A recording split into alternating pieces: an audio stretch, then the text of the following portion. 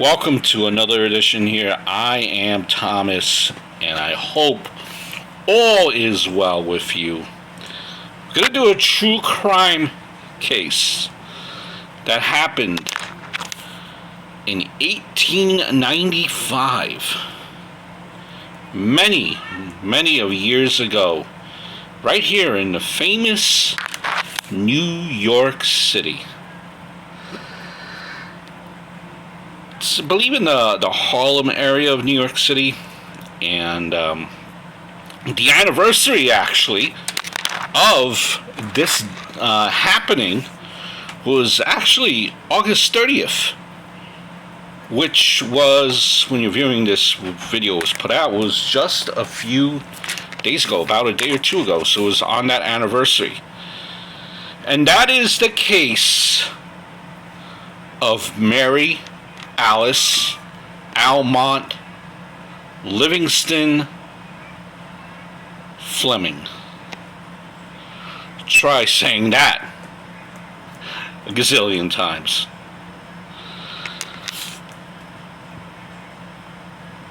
Now, New York has had its share of, bad girls. The city that never sleeps. Now, and even way back when. But few of these girls or women could match the sins or the wrongdoings of a Mary Alice Livingston Fleming.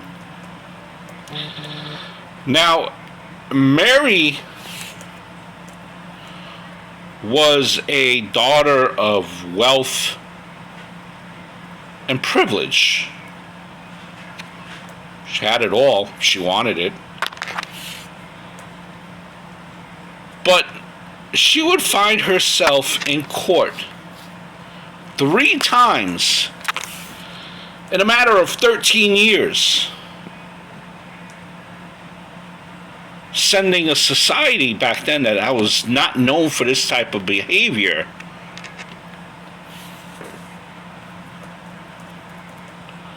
Once they heard and found wind of Mary Alice, they would be scurrying for the newspapers to read every detail about Mary Alice and her case.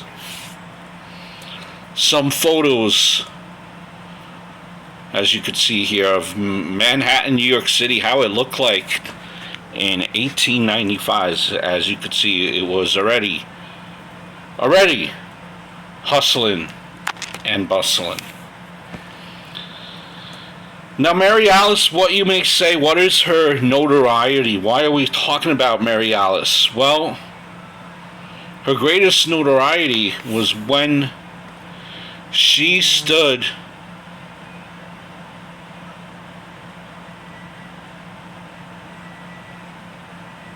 on trial of an unthinkable crime.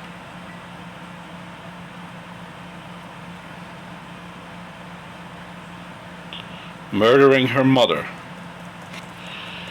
And she apparently used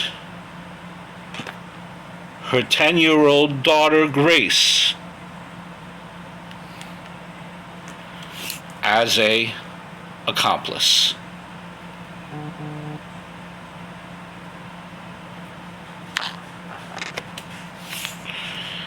And it started on the afternoon of August 30th, 1895, when a family friend by the name of Augustus Tubner came to Livingston's mother, Evelyn Bliss,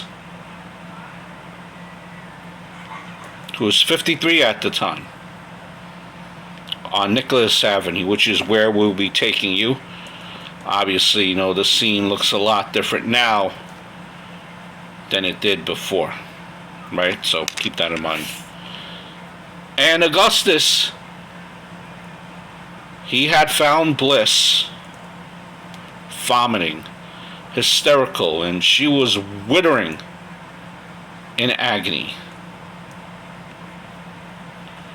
He ran for a doctor. She said, I know I'm going to die. I have been poisoned. She moaned as Dr. F.W. Bullman tried to treat her. Doctor, a relative, sent some clam chowder and a piece of pie this afternoon, and within 10 minutes after eating it, I was taken sick. The food came, she said, from someone who will inherit a large sum of money by my death. Now, earlier in the afternoon, Bliss told the doctor that her little granddaughter had arrived with the pitcher of chowder and the piece of pie. Now, Mary Alice had ordered the meal, which in 1895 cost 45 cents. And with a lot of inflation nowadays, you know how much that would cost now. And that was ordered from the Colombian Hotel Restaurant, which was in Manhattan on 8th and 125th. By 11 p.m., Miss Bliss was dead. Crystals at the bottom of the pitcher looked suspicious to Dr. Bullman, and the symptoms Bliss described, excruciating stomach pains, were consistent with the gut-burning powers of that old murder standby. It was arsenic. Now chemists, they found a poison and another one, antimony, in the victim's stomach. And the doses, the quantity, the newspapers had reported, was enough to kill a horse. 3 detectives detailed Mary Alice to her mother's funeral on September 3rd and arrested her immediately after the burial. The accused insisted that her mother was her best friend and that she had no reason to want her dead. Her denials, well, they had rang hollow, especially in light of the matter of an inheritance from her father, an estimated $300,000, due to be in Mary Alice's hands upon her mother's death. Now, on top of that, there was a long history of Mary Alice. She had 3 children to support, another on the way, and no husband. Scandalous. 3 different men, 3 different baby daddies in today's term. But Alice, well, she married none of them. She was considered to have loose morals, and that was certainly not befitting a woman of her status. A member of a clan who stood at the pinnacle of New York City's elite. Members of Mrs. Astor's 400.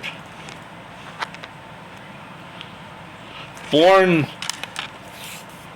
in 1861, Mary Alice was the offspring of the May-December romance of her mother, Evelina, who was 18 when she married Robert Swift Livingston, who was more than 6 decades older than his bride. Livingston, and here we are, this is where Miss Bliss would have lived. Looks a lot different now than back then. Livingston had died when his daughter was 5, but Mary Alice, nevertheless, she enjoyed a posh upbringing and blossomed into an attractive woman of unusually Zero passions. No passions. But wait, if there was anything that she did have, that was for a lust of a well-to-do oilman by the name of Henry Fleming, 28, who was with Mary, but he left her with a baby boy, but no wedding ring.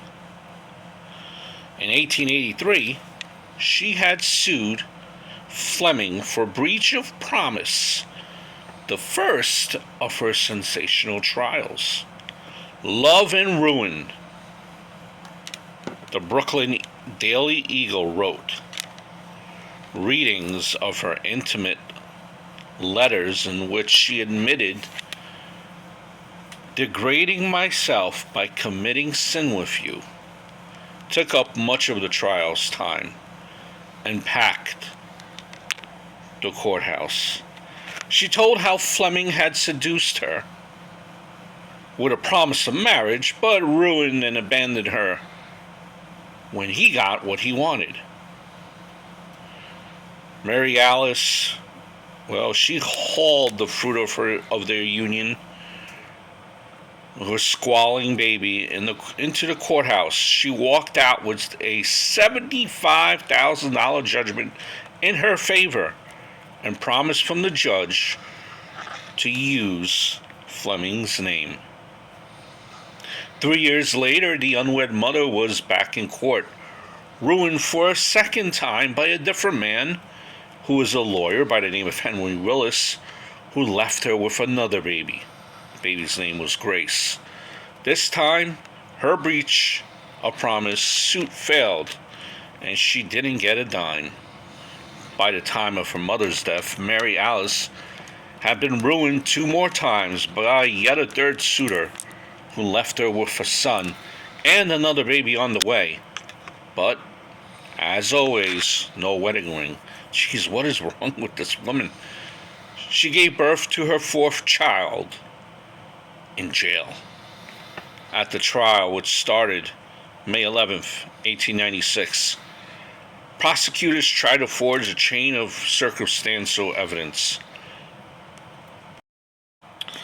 Love letters penned by the accused to her new flame, Ferdinand Wilkos, 60 of them, suggested that Mary Alice held some animosity toward her mother, but there was never no hint of murderous intent. The trial, well, it drew an unusual influx of bright, bonneted, silken-clad women, young and old, good-looking and ugly, the Brooklyn Eagle had reported. Prosecutors easily proved that Mary Alice purchased the soup and sent it to her mother, but they had failed to convince the jury that she had poisoned the chowder. The verdict? Not guilty. Now, had she been convicted, Mary Alice might have earned the distinction of being the first woman to die in the electric chair.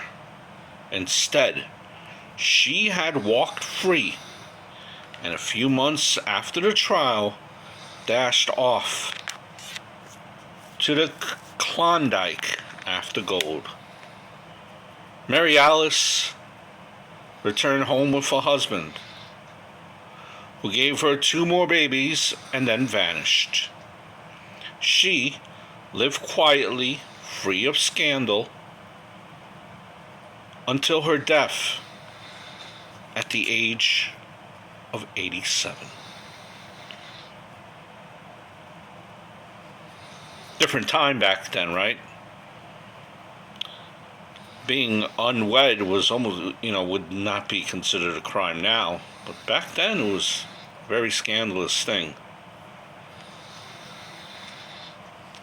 Mary Alice. Quite the life. Hopefully, she did not commit any murder. Now I know she was found not guilty, and I hope that is the case. So I ask you this question then. Someone put arsenic in their soup. If not Mary, then who did? And why?